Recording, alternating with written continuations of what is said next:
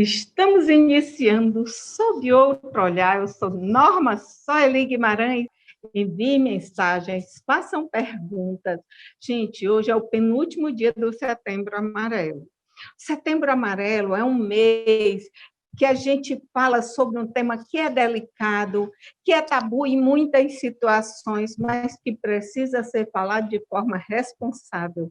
E o Sob Outro Olhar está aqui para trazer para vocês essa fala de que para que vocês possam tomar conhecimento de algumas coisas, para que vocês possam receber orientações de outra forma, mas a gente quer também que vocês falem com a gente sobre o que vocês estão vendo, o que vocês estão sentindo. O tema hoje vai ser sobre a orientação, a prevenção ao comportamento suicida, os cuidados na infância e adolescência. A gente sabe que os dados da Organização Mundial da Saúde, eles são estarrecedores, mas eles precisam ser falados. Então, no período entre 2010 e 2016, mostram que a taxa de suicídio a cada 100 mil habitantes cresceu 7% no Brasil. E a tendência mundial registrou queda de 9,8%.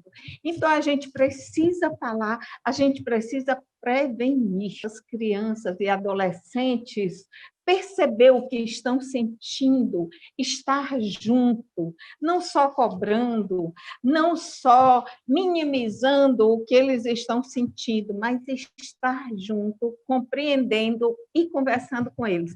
Nós vamos trazer duas especialistas no tema e eu vou apresentá-las agora. Eu gostaria que vocês conhecessem a psicóloga Ana Cecília Brito. Ela é psicóloga clínica e da saúde mental, com pós-graduação em prevenção e pós-venção do suicídio.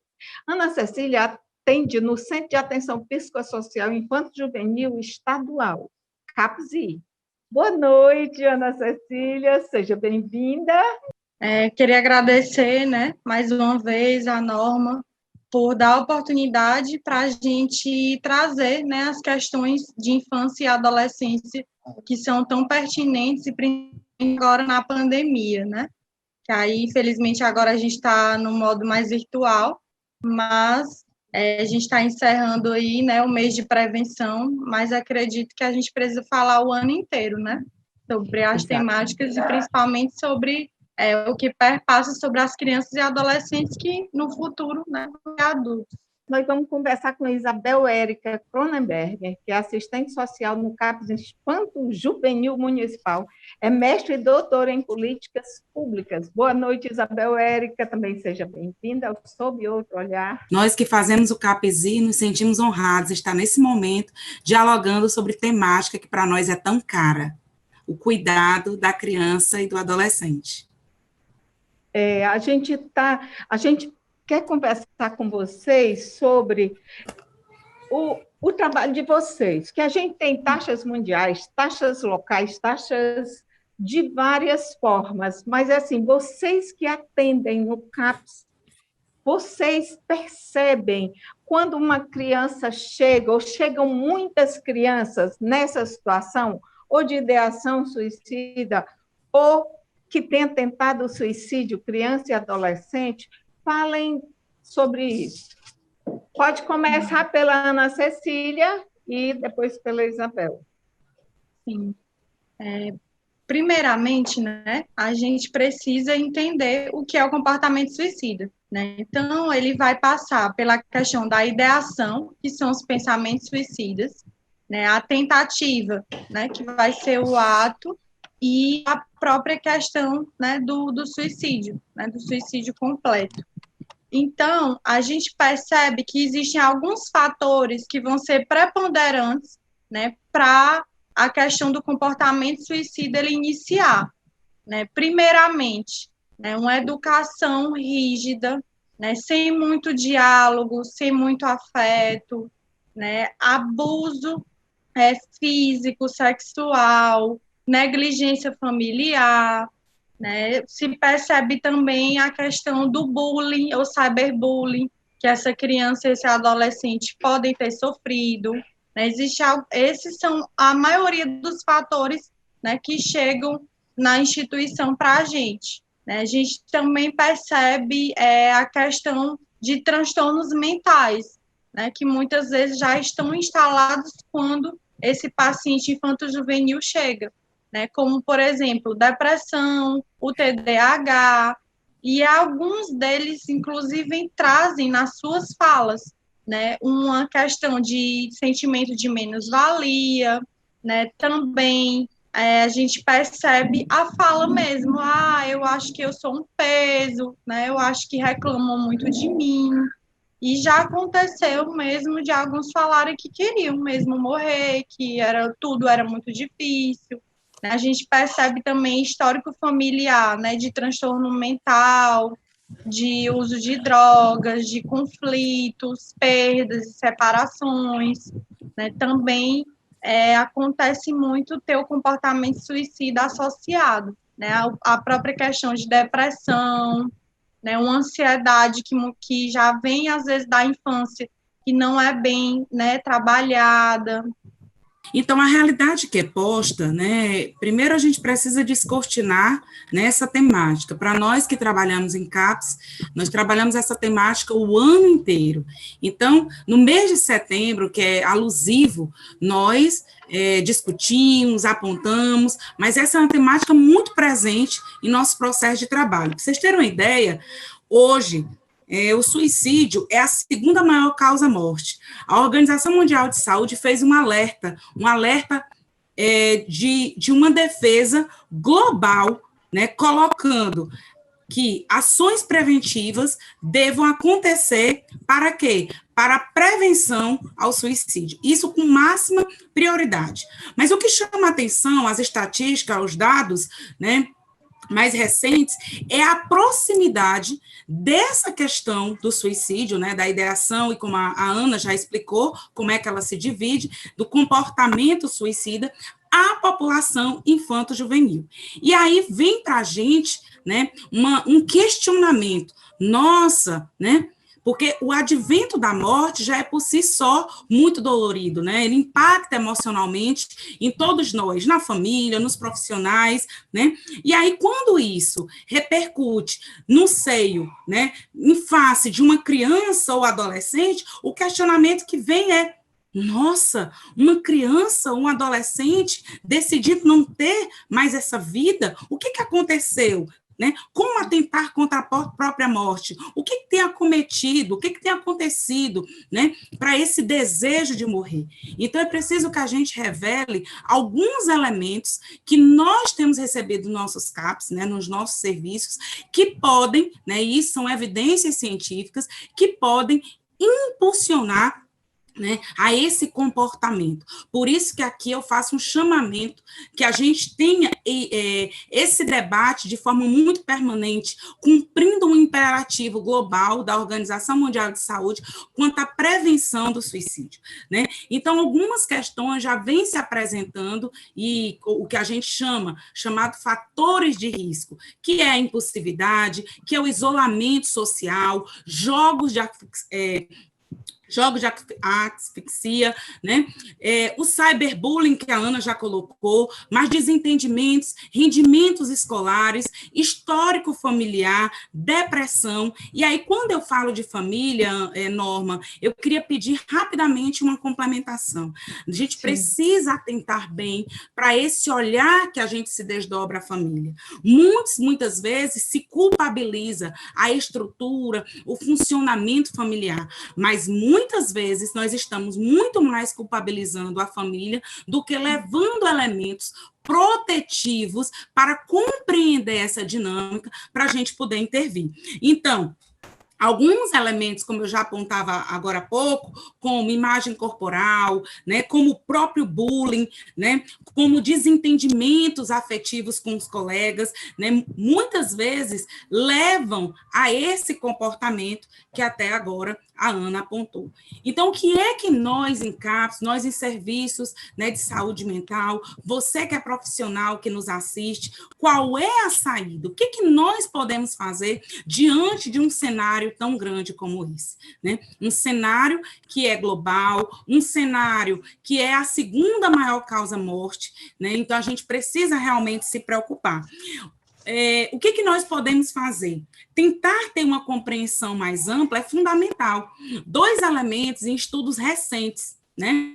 Agora, 2020, apontam como determinantes para a questão do comportamento suicida a questão do desemprego e a questão de falta de renda, né? Então, isso afeta diretamente crianças e adolescentes. A preocupação que eles têm com o dia de amanhã, né? De não ter o que comer, de não ter projeto de vida. Então, nós, enquanto profissionais, educadores, enfermeiros, médicos, psicólogos, você, enquanto comunicadora, você que está nos assistindo, terapeutas ocupacionais, assistentes sociais, educadores, nós precisamos trabalhar de forma integral. Nós precisamos trabalhar essa questão do suicídio de forma integral, de forma integralizada, de forma a compor, né, e a perceber essa criança e adolescente dentro de uma rede de atenção psicossocial, dentro de uma atenção em saúde, pensar nesse adolescente, nessa criança, com projetos de vida, tentar dar significância para o que ele traz, né? Não desmistificando, ou muitas vezes menosprezando, isso é bobagem, né? Que aí entra a história da questão do acolhimento. Muito bem. Desculpa eu te interromper. A gente tem alôs de algumas pessoas e nós vamos ver um vídeo aqui sobre uma situação que acontece principalmente com as meninas. O vídeo é da campanha do CVV e da Unicef.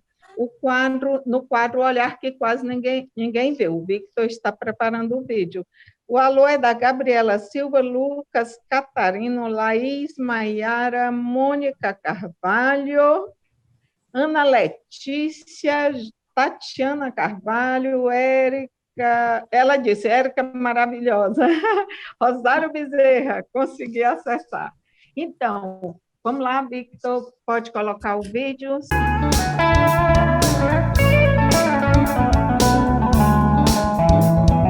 Na escola, na sala de aula, nas festinhas, já aconteceu em vários lugares.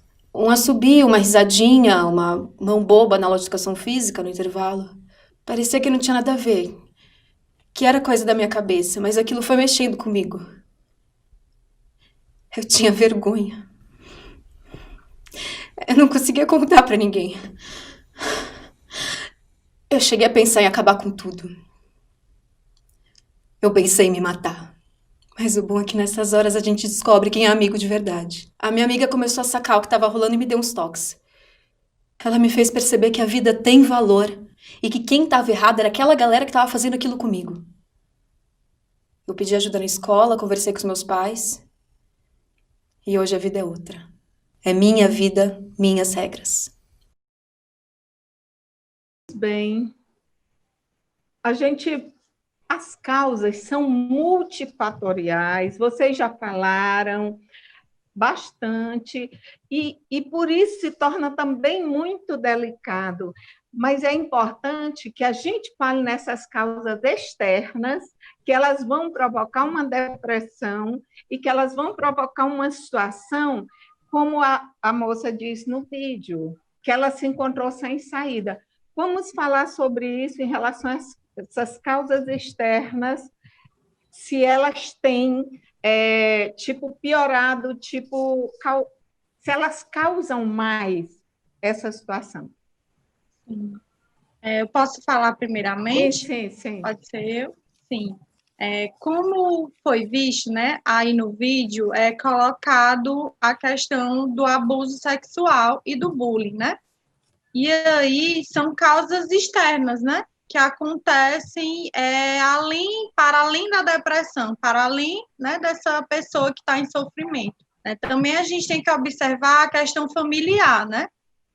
Como eu tinha dito anteriormente, né, como é que está aí essa questão da educação, do apoio familiar, né? Como é que agora, por exemplo, nesse período de pandemia está, né? A gente precisa observar que a rotina das crianças e dos adolescentes mudaram, né? Existe, né, um sofrimento, né? Eu tenho escutado no CAPS, a gente nunca parou, né, os atendimentos, e agora, inclusive, em agosto, a gente voltou a atender os 5 dias na semana, e o que eu escuto muito é: tia, eu estou com muita dificuldade, né, de me concentrar, e o quanto que isso é normatizado, né? Ah, vamos ficar aí na aula online, né, e tudo bem, né?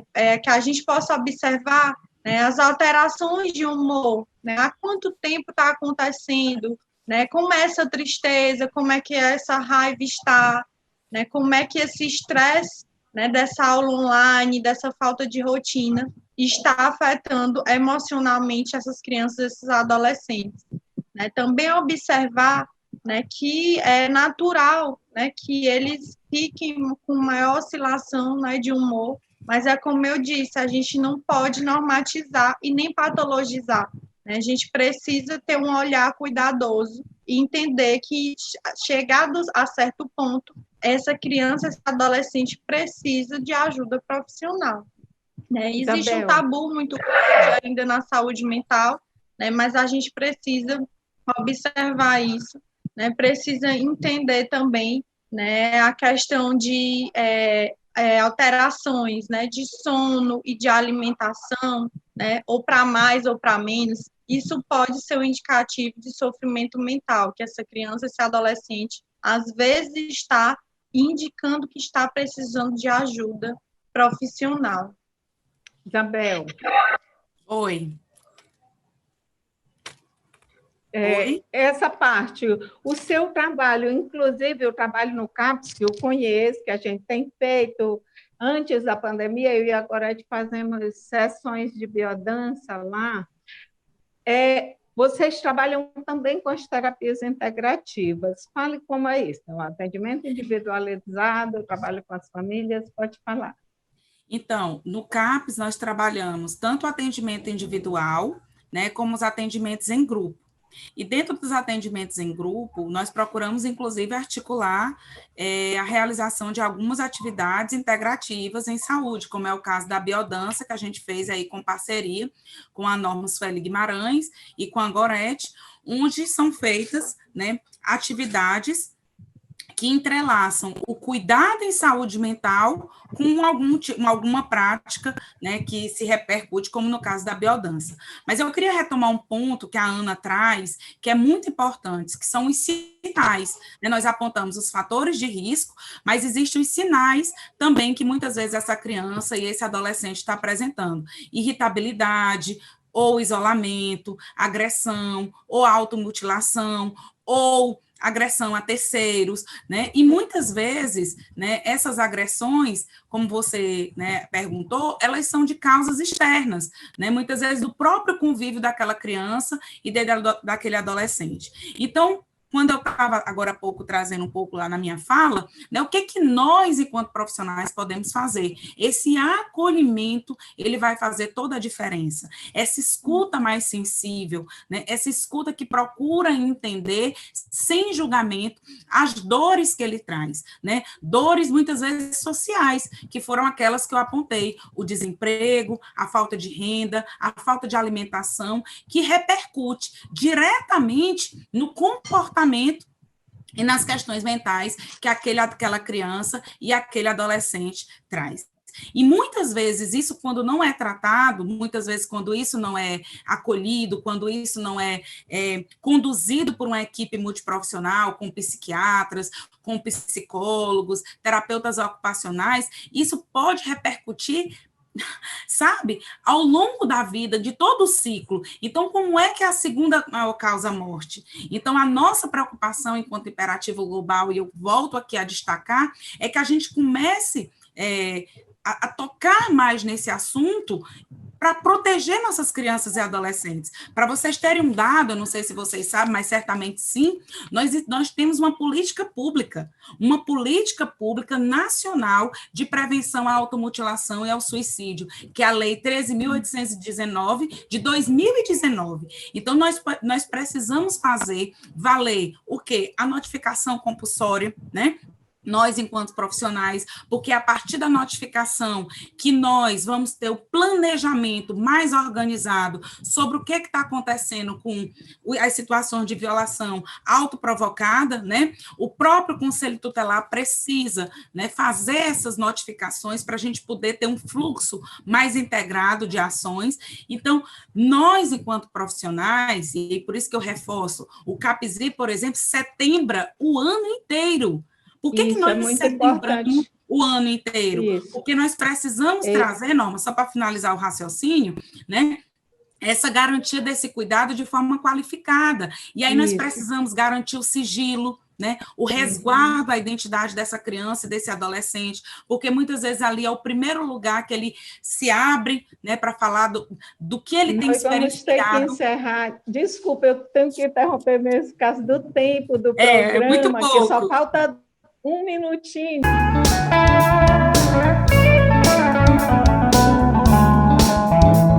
Aí, vestibular é aquela pressão, não é? De um lado, o pessoal torcendo para você passar de qualquer jeito. Do outro lado, o futuro batendo na sua porta. E se você não passa? Como é que fica? Eu estudei muito. Eu cheguei a extrapolar meu limite. Daí eu comecei a ficar nervoso, eu comecei a ficar irritado. Tinha semana que eu nem conseguia dormir direito. E tinha semana que eu dormia pra caramba. Tinha dia que eu atacava a geladeira e tinha dia que eu nem sabia o que era comer. E aí eu decidi trocar uma ideia com os meus amigos e vi que eles estavam passando pela mesma situação. E vi que eles me entendiam. E daí eu conversei com os meus pais e vi que isso foi muito bom. E isso acabou me ajudando muito. Eu comecei a fazer terapia, a minha cabeça se abriu, eu comecei a enxergar as coisas melhor, tirou um peso das minhas costas, foi um alívio. Eu agradeço muito, nós agradecemos a vocês estarem aqui conosco. É muito importante tudo que vocês estão falando, cada uma na sua área, mas convergindo. Eu quero agradecer a quem está nos assistindo, inclusive Mônica Ramalho indicou o filme Dilema das Redes sobre o tema, a Humberto Coelho, o presidente da Fundação Antares, Núbia Ramos, diretora da TV Antares, a Cristiane Sequep, da TV Assembleia, a nossa equipe, e a gente vai finalizar com a nossa vinheta de fechamento. Eu agradeço muito a todos e todas que estão participando do programa, e a gente vai voltar com o tema. Contamos com vocês duas, tá?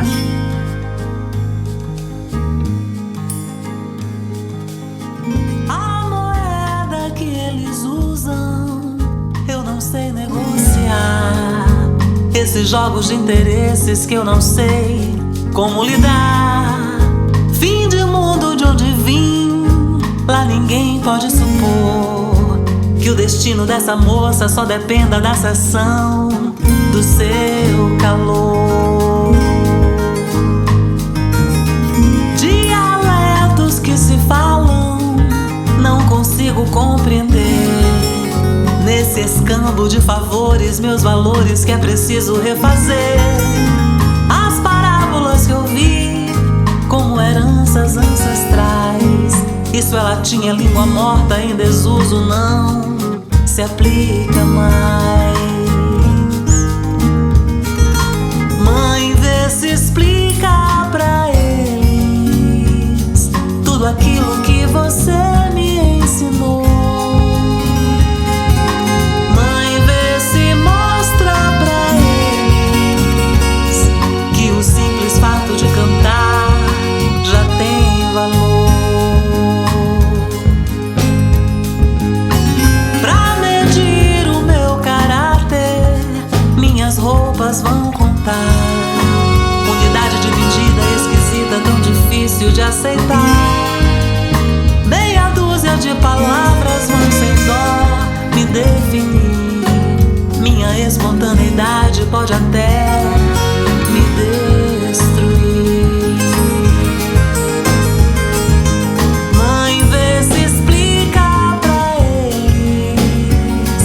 Tudo aquilo que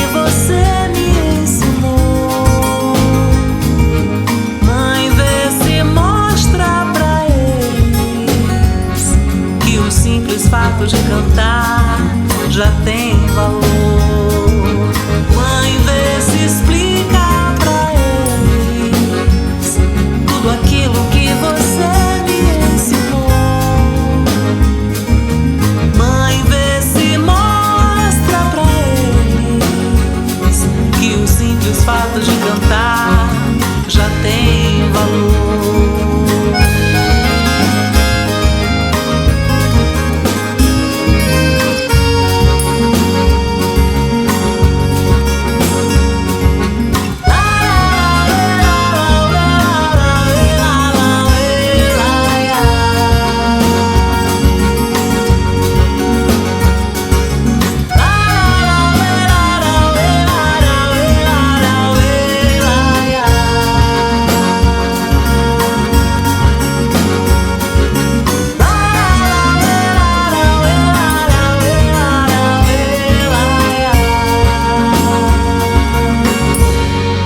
Já tem valor.